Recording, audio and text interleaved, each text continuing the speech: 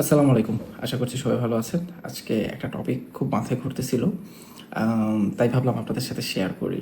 টপিকটা খুব ইন্টারেস্টিং। সেটা হচ্ছে ২০১৫ সালে আপনার ন্যাশনাল জিওগ্রাফিতে ব্রেইন গেমস নামে একটা প্রোগ্রাম হতো, খুবই ফেমাস, এবং ওইটার একটা এপিসোড ছিল সোশ্যাল কনফর্মিটি। তো সোশ্যাল কনফর্মিটি এপিসোডটা নিয়ে আসলে ইউটিউবে অনেক ভিডিও তৈরি হয়েছে, অনেক ব্লগার, অনেক কন্টেন্ট ক্রিয়েটার অনেক কন্টেন্ট বানাইছে। আপনারা চাইলে ওই ভিডিওটা দেখতে পারেন, আমি ডেসক্রিপশনে দিয়ে দিব। বাট ওটার ঘটনাটা আমি সংক্ষেপে বলি। ব্যাপারটা এরকম যে একটা চোখের হসপিটালে একজন রোগী যায়। তো ওই হসপিটালে প্রিসেট কিছু রোগী আগে থেকে ছিল, এবং যারা মানে আগে থেকে কিছু শেখানো পড়ানো ছিল আর কি।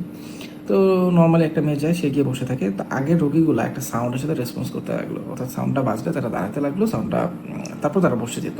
এটা কয়েকবার হইলো। মেয়েটা কোনো কথা জিজ্ঞাসা না করেই ওই মানুষটাকে ফলো করা শুরু করলো। আচ্ছা, ভালো কথা। তারপর ওই আগের রোগীগুলো চলে গেল। তারপর একটা ছেলে আসলো, নতুন রোগী, যেই ব্যাপারে কিছু জানতো না, মেয়েটাও কিছু জানে না। সেই ছেলেটা মেয়েটাকে দেখলো, সে দাঁড়াচ্ছে, বসতেছে, এবং সেই ছেলেটাও হচ্ছে ওই মেয়েটাকে দেখে দাঁড়াতে লাগলো, বসতে। তার মধ্যে একটু খটকা লাগলো, কী ব্যাপার, মেয়েটা দাঁড়াচ্ছে কেন, বসতেছে কেন। আচ্ছা, একটু পরে আরও কিছু রোগী আসলো। আসার পর তারাও তাদেরকে ফলো করতে লাগলো।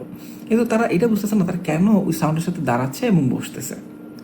এই ভিডিওটা দিয়ে আসলে যারা ভিডিও তৈরি করছে তারা বুঝাতে চেয়েছে, মানে আমাদের সোসাইটিতে আমরা আসলে সমাজে সত্য যাই হোক, থাকুক না থাকুক, অনেক সময় যাচাই করি না। জাস্ট যাচাই না করে জাস্ট আমাদের সারাউন্ডিং কী করতেছে সেটার ভয়ে আমরা সেটাকে অ্যাকসেপ্ট করে নিই, এবং যেটা কিন্তু আসলে আমাদের বড় ভুল।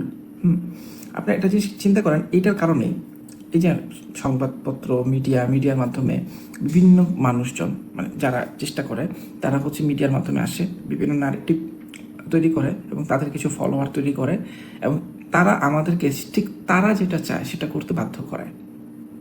এবং এইটার রেজাল্ট কিন্তু আমরা শুধু বর্তমানেই পাচ্ছি না, এটা অনেক ইতিহাস আগে থেকেই এটা হয়ে আসতেছে, তবে এখন এটা আমরা বুঝতেছি বা আমরা দেখতেছি। ধরেন এটার একটা রিয়েল এক্সাম্পল আপনাদের বলি। আমাদের সোসাইটিতে ধরেন 1970 বা 71 নির্বাচন বা আমাদের দেশের বর্তমান সিচুয়েশন নিয়ে বলে দেখেন, বাংলাদেশ কিন্তু বেশি দিন হয়নি, কত 54-55 বছর স্বাধীনতার। তো তার আগে আমরা কই ছিলাম, ধরেন আমরা একটা আলাদা ইন্ডিভিজুয়াল বা ওভারঅল একটা ইন্ডিয়ান কন্টিনেন্টের মধ্যে ছিলাম, রাইট? মানে পাকিস্তান, ভারত, বাংলাদেশ সব একত্রে ছিল। আচ্ছা, ভালো কথা। তো তারপরে বাংলাদেশ কি পাকিস্তান এসে দখল করছিল? করে নাই কিন্তু। তাহলে কি হয়েছে, রাজনৈতিক পলিটিক্যাল ফ্যাক্টরের কারণে, ধর্মীয় কারণে দুটা দেশ আলাদা হয়েছে। এখানে কিন্তু কোনো যুদ্ধ হয় নাই, হয়েছে পলিটিক্যাল ফ্যাক্টরের কারণে। আচ্ছা, তারপর কি হলো, বৈষম্য হওয়া শুরু হলো, যে পাকিস্তান আমাদের সাথে বৈষম্য করতে লাগলো, রাজনৈতিক স্বাধীনতা কেড়ে নিল, তারপর হচ্ছে আমাদের সাংস্কৃতিক স্বাধীনতা কেড়ে নিল, রাইট? তারপর এটা নিয়ে আমরা যুদ্ধ করলাম, ভালো কথা। তো যুদ্ধ হলো, এটা অবশ্যই অনস্বীকার্য যে স্বাধীনতার বড় একটা জায়গা আমাদের ডেফিনেটলি আছে। তা এখন যুদ্ধ হওয়ার পরে এটা নিয়ে বিভিন্ন ন্যারেটিভ হইলো। এখন যুদ্ধটা কি ছিল? বৈষম্য নিয়ে, তাই না? সে 71 সালের আগে থেকেই বৈষম্য আমাদের দেশে চলতেছে।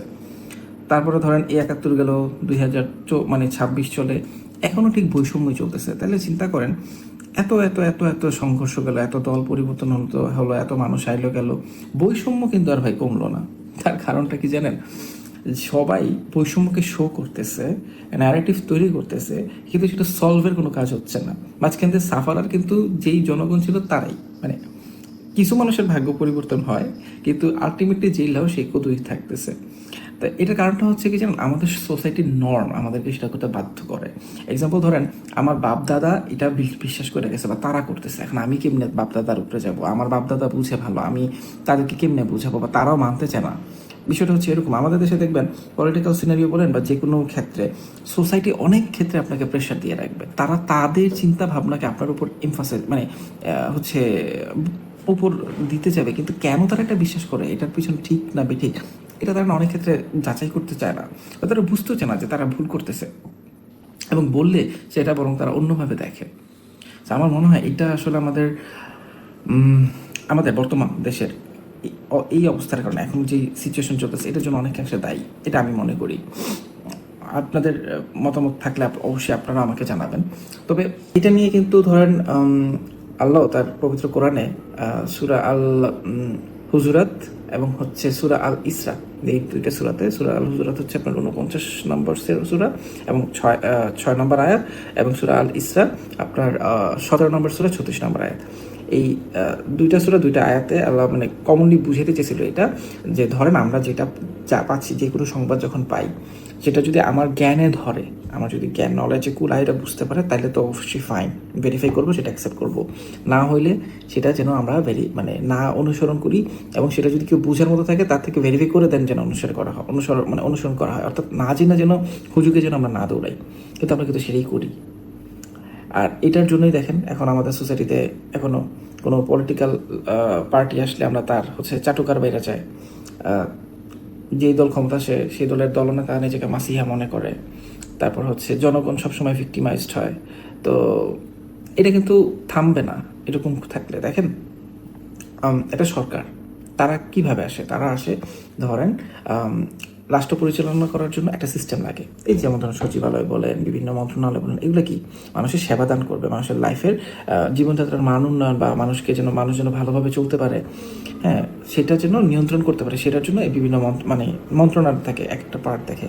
তো সেটার ম্যানেজমেন্টের জন্য কি দরকার, জনগণ সিলেক্ট করে দিবে কিছু মানুষজনকে যারা সেটা ম্যানেজ করবে, প্রপার ম্যানেজ করবে।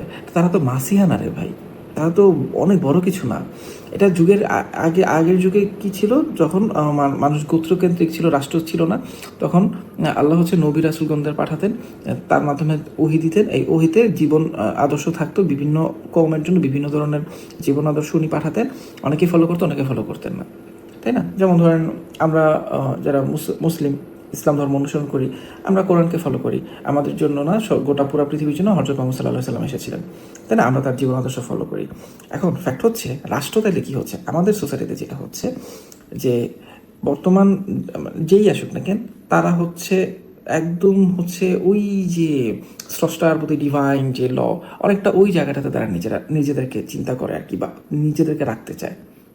তারা সংবিধানটা পুরা কোরআনের মতো করে মানতে চায়, অর্থাৎ এটাই সব কিছুর ঊর্ধ্বে আছে। হ্যাঁ, তারপর তারা যেই আইনটা মানাবে সেটাই সব কিছুর ঊর্ধ্বে, তাদের সুবিধা যেইভাবে হবে সেটাই সর্বোচ্চ কিছু। এটা তৈরি করতে চায়, এটা যেই আসুক সেই করতে চায়। এমন না যে বর্তমান যে দল আছে সে করতেছে, বা আগে যারা ছিল তারা করে না, এমন না। যারাই আসে তারাই করতে চায়। এটা শুধু তারাই না, শুধু আমি আমার দেশ বলবো না, পৃথিবীর ম্যাক্সিমাম জায়গাতেই এই কাজটা হয়।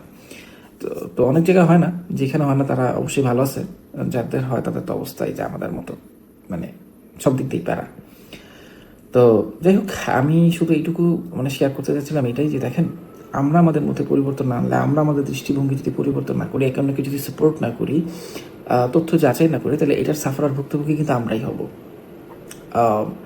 আর দিন শেষে শুধু এটাই বলবো যে প্লিজ, একটা তথ্য বর্তমান সময়ে ভুল তথ্যের ছড়াছড়ি হয়, অনেক ধরনের তথ্য আমরা পাই, সবই ঠিক আছে, কিন্তু একটা তথ্যকে অ্যাটলিস্ট অনেকগুলো সোর্সে অ্যাটলিস্ট ভেরিফাই করে দেন, ট্রাস্ট করেন।